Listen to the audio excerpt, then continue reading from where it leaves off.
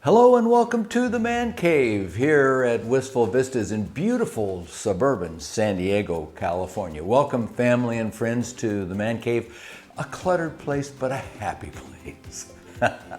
One of my New Year's resolutions, by the way, is to clean this place out, and I will get to that. I do promise I'm going to get to that. But this is just a little quick garage piece I want to do on putting air in motorcycle tires. It's a kind of a pain depending upon what sort of valves you have on your tires, whether they're 90 degree or the normal, I'll call them 180 degree inline. Just kind of a pain, and I'll show you a picture of those and what I mean. But it's a pretty critical task. I would recommend that that is an underappreciated part of your motorcycle maintenance, and if you don't have a air compressor, I would say you should get an inexpensive one to keep in your own personal man cave so that you can check your motorcycle tire pressures frequently. Boy, some things are harder to string together than others. But when you do, I want to talk a little bit about the tire gauge that you use. And I'll show it right here. This one, I think, comes close to ideal for a couple of reasons.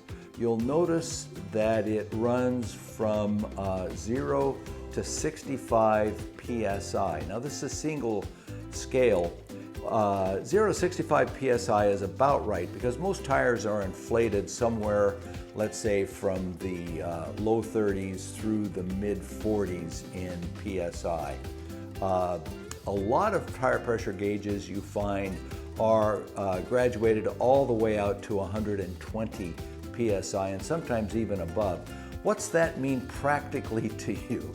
What it means is that when you're putting the air pressure in your tires, you're working down here with the first third of the dial, and your graduations, if you're trying to be really precise, your graduations, if you're trying to hit, let's say between 34 or 35 PSI or 35, 36 PSI.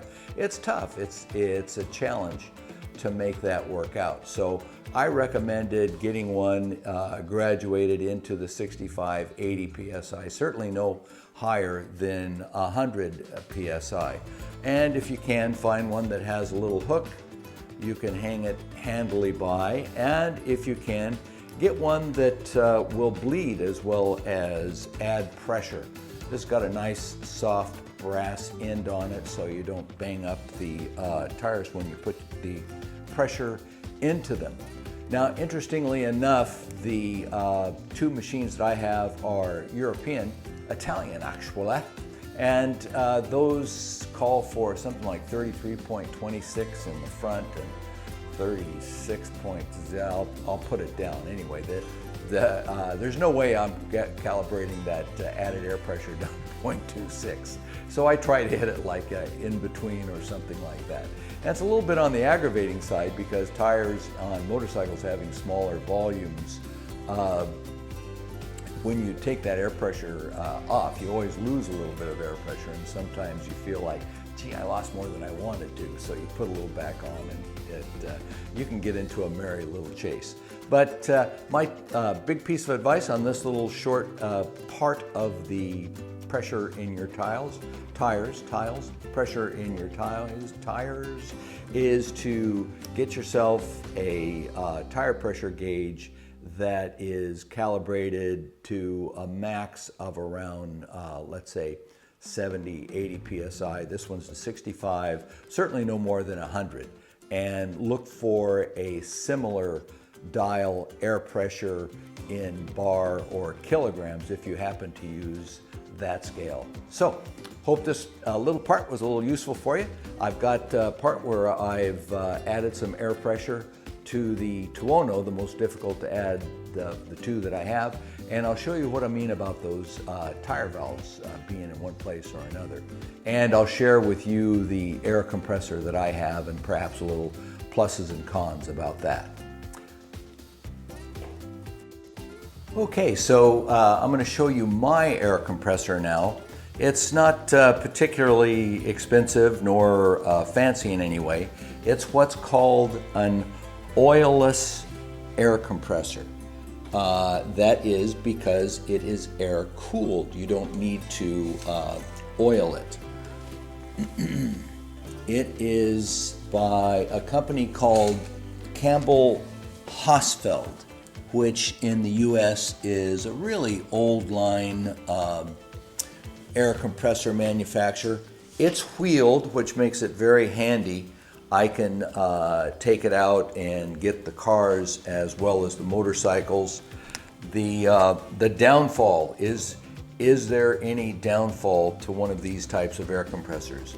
It's loud. The number one downfall is compared to an oiled air compressor is that it is loud. That is, you can hear it running. It sounds a little bit like a lawnmower when it's going along. The other side of it, it doesn't have a particularly large volume. I forget how many gallons of air that it does hold, but it's not a particularly large volume. And that means if you're intensively running air tools, it's probably not the compressor for you. The other thing to mention is that it makes up for that in terms of the portable nature of it. You can wheel it right out as long as you have an extension cord to get it out there, and it's no issue whatsoever. So what I also like is I've used this coiled hose here, and that gives you some real agility to bring it in and out of focus when you're using it. So there you go. By the way, I add a little filter here. It has been really good for me. That compressor is probably 10 years old, and it's not broken down. It works when I demand that it does. If I had a dream wish, I would get an oil compressor and mount it in a corner of the garage, perhaps even in the ceiling. But this one works fine. No need to spend a lot of money on it. Hey, let's get on to the motorcycles themselves. We've just talked about the type of gauge you use, the type of air compressor I have, a couple of moments about oiled versus oil-less, and let's go look at the motorcycle tires themselves and see what I'm talking about. By the way, the actual technical term for these valves on the tires, on the wheels, are called Schrader valves. If you went all the way back to some of the first air-filled tires more than 100 years ago, if there was a piece that would be interchangeable through all that 100 years, it would be the valve that you fill your tire with, air. So let's take a look at them, and you'll see the difference. First of all, we're going to go over and take a look at the Tuono. We'll thread our way through here. Bear with me for a second. We'll thread our way through, as I said, and get you folks nestled right here where you can see that tire valve. And there it is. That is the tire filling valve that I have to thread my nozzle and hose through the tire and sometimes the brake disc to be able to fill it. Bit of a pain. Let me see if I can straighten this camera up a little bit. There we go. Bit of a pain to do that. You might notice because you've got to get it to go down around there. But that's what you have to get to, and that's typical of most stock air filling valves, Schrader valves on tires on motorcycles. Now we'll shift from the Tuono, and we're going to go over here to the mighty Ducati, and in this case, here's our tire filling valve right here. And as you see, it's at a 90-degree angle to the axis, and you can just get that filler valve right straight into there. Much more handy, much easier to use, and allows you to be more precise when filling the tire.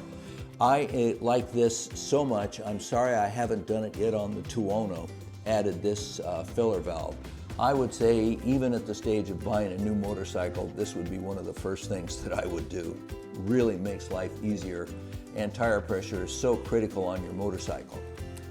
By the way, while we're here, let's admire these beautiful BST carbon fiber red sublimated wheels that Dado and Jarrett put on the bike, and also give them kudos for putting that 90-degree tire filler valve on there. Really brilliant.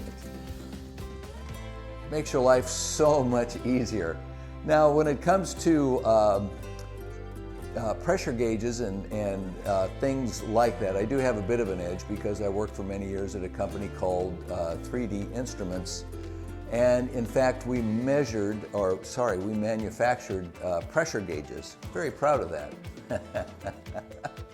Talk about your little niche of the world, but very proud of that. They were precision pressure gauges, and therefore I got to know a thing or two about them. But keep that in mind.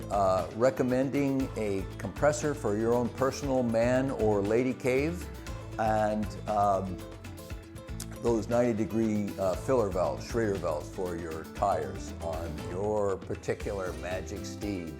So that's it. Just catching up, doing a couple of man cave kind of things here today. Hope this is useful for you. Let me know. Any questions, and I'll do my best to give you an answer. Glad to give you an answer, at least to the best of my knowledge. Take care and stay healthy out there. So here we go. By the way, I'm using the external mic. Hope you don't mind if I'm wearing my readers here. Here we go with the external mic, and the issue of putting air in the tires of a bike that doesn't have 90-degree valve stems. Huge pain. And you'll see, first of all, you got to get the cap off.